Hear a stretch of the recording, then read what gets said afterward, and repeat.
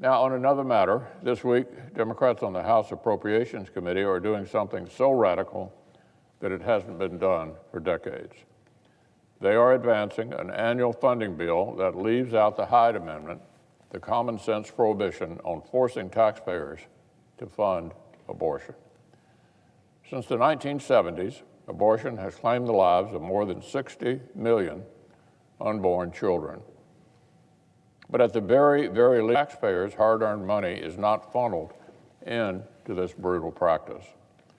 A broad bipartisan coalition agreed the American taxpayer should not be forced to underwrite this nightmare.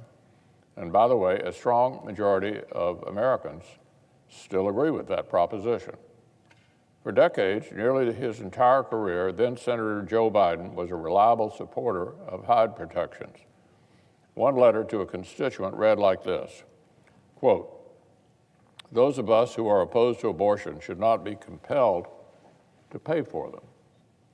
But a couple of years ago, on the presidential campaign trail, our former colleague changed his tune.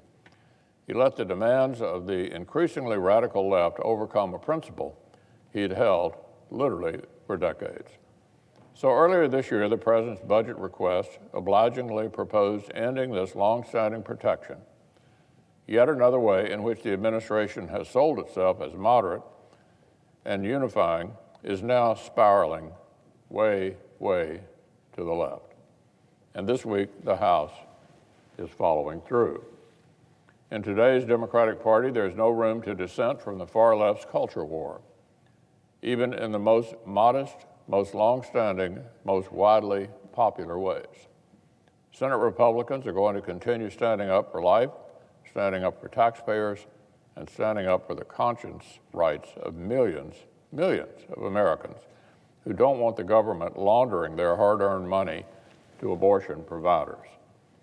Republicans will stand with the majority of the American people, even if our colleagues across the aisle have given in to the most radical voices.